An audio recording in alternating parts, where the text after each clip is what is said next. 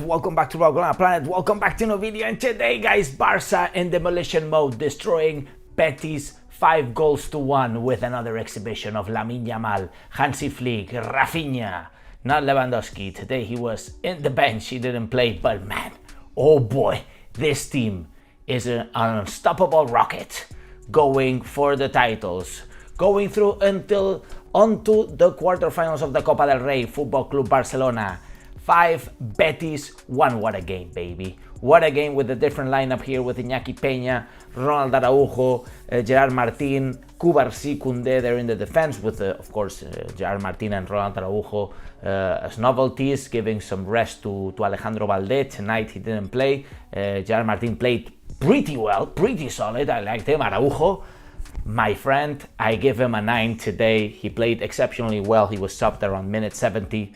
Amazing. Guys, Frenkie de Jong, Pedri, Gavi, Dani Olmo, 4 midfielders there with no reference, with no number 9.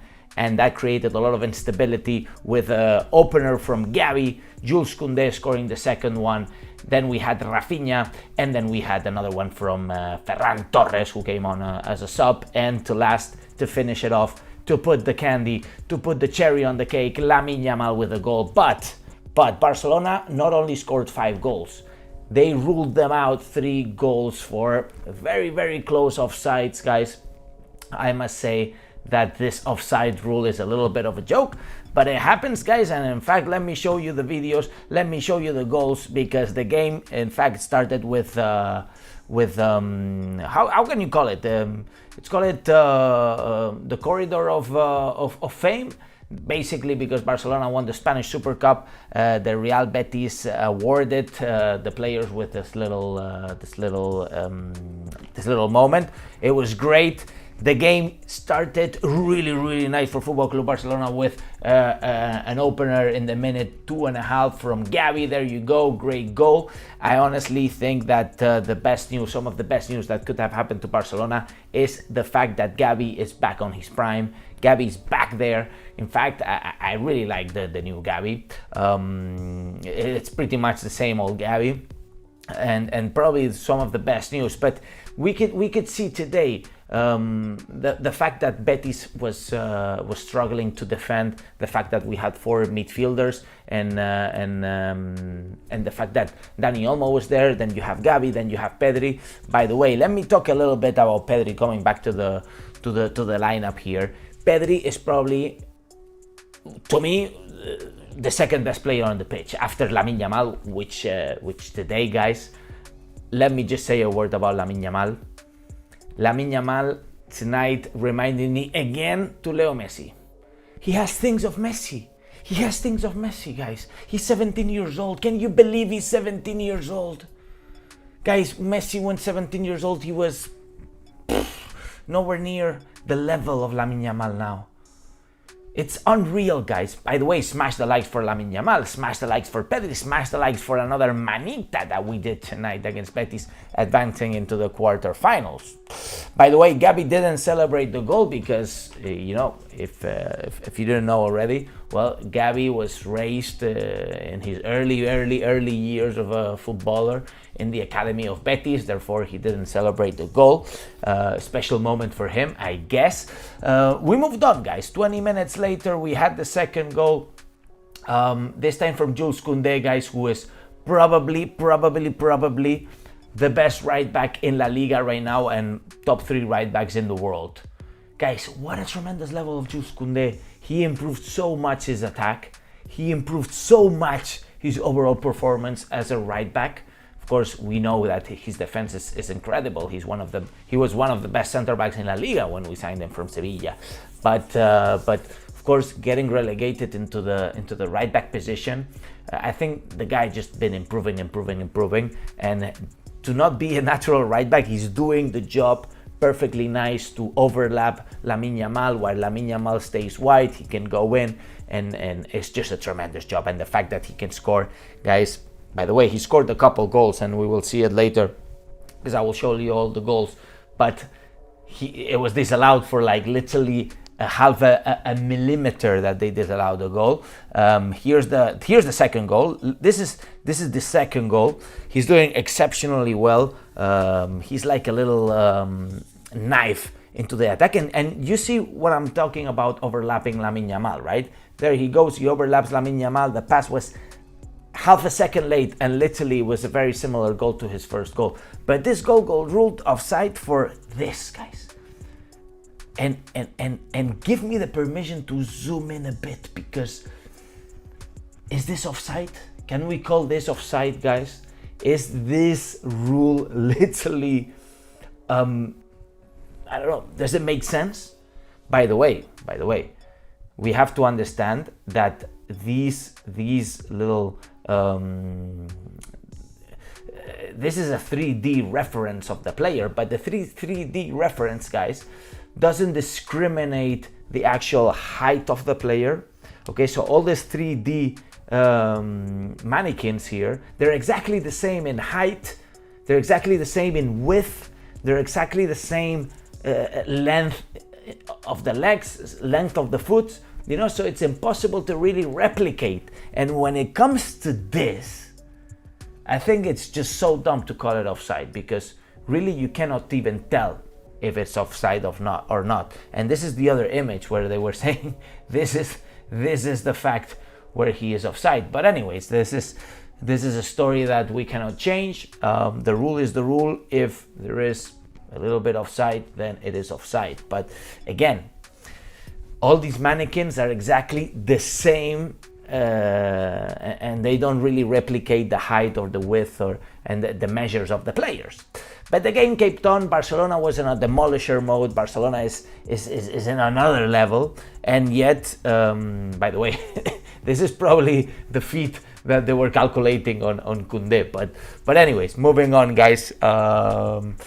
Raphinha had to score his little goal. Raphinha tonight was insane. But look at this game. Look at this play from Lamine Yamal, and this is where it reminds me a little bit to Messi. You know, these runs where Messi was just attacking the space like crazy. It really reminds me to Messi, man. Look at the break here, boomba, and I think it was a bit greedy here from Lamine Yamal. He should have clearly passed it somewhere here with I think it was Pedri and Dani Olmo here. He should have done the pass. He got a little greedy, and I think that this is some things to improve, right? I mean, after the magical run and the break here, that really, you know, the dribble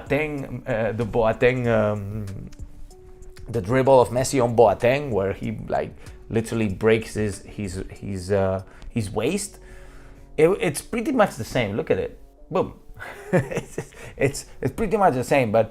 So he misses the shot, and then Raphinha, boom, just smashes it, and that's the third goal for Football Club Barcelona. 3-0 up, guys. 3-0 up in the second half, but there is more. There is more, because the Tiburon, guys, Ferran Torres, who is very criticized, you know. By the way, he did the celebration. Just listen and shut up, you know. He's like, shut up because I'm listening, you know. I'm listening now. By the way, smash the like button for Ferran Torres. Why criticize him, you know? There we had a smash from Pedri. There we have a lost ball. Here's where we gain the control from Frankie. Frankie putting the ball for Ferran Torres. Ferran Torres smashing it, and it's a goal. Literally the first possession of Ferran Torres in the game. And it went in. So credits to him, guys. I'm not gonna lie. That was the 4-0 for Barcelona. And then Lamine Yamal, who had two ruled offside goals, which I wasn't able to recuperate. He needed to score his goal. Guys, we're in demolishing mode. It's insane. And this is the goal from Lamine Yamal, pretty similar to the goal he scored before, and it was ruled offside. And this one, you cannot rule it out. You just can't rule it out. You know, they couldn't rule it out. So.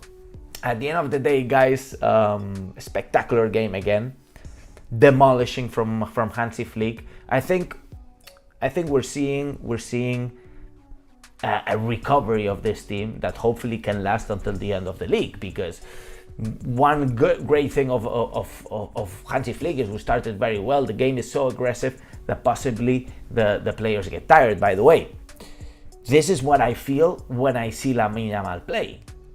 I see Messi, guys. I see Messi, but it's him. It's Lamine Yamal. It's like if Neymar and Messi had a child together. It's like, it happened. It's him. Guys, 17 years old. How far can this player go? How far can this player go? Every game he's showing us new things. Where is the limit? Guys, I think that we have maybe 6, 7, or 8 years of rise of Lamine Yamal. When is he gonna peak? Maybe at his 25 years old? Guys, he's 17. He's 17. By the way, there was a last goal here from Vitor Roque scoring a penalty, which was created by Kounde. Kounde stepped on a Betis player, and Vitor Roque had the chance there to score a penalty. Although, let me say it, and don't kill me for this, but I think the penalty was really badly taken, and Iñaki Peña, he was unlucky not to stop it. Let's see it, because look at the way he shoots. It's kind of in the middle. It seems like he shot in the middle, but then if you looked at the replay, it's not in the middle, guys. It wasn't in the middle. So and Iñaki Peña barely missed it. So in fact, guys, let's do a little recap, because I think that first of all, we are not understanding the fact that Lamine Yamal is probably the best player in the world right now. On the second hand, guys, we have a super team, a lot of midfielders. I really like the way that Hansi Flick confused Betis with so many midfielders, offensive midfielders, Gavi coming in, Dani Olmo coming in, Pedri with his creativity. By the way, I really enjoy the level of Pedri right now. Probably he is at his top level right now, because we are used to his game, but he brings the balance to the team. He knows when to play left, he knows when to play right, he knows when to attack, he knows when to defend, he knows when to hype the game, to chill the game. He knows, and he is probably the right balance to this team. Of course, we didn't see Casador tonight, he was resting. Frenkie de Jong, I think he played fairly well, but I'm unsure that he can have really good amount of minutes, taking into account the extraordinary level of Casador, because Casador is probably the big surprise of the season.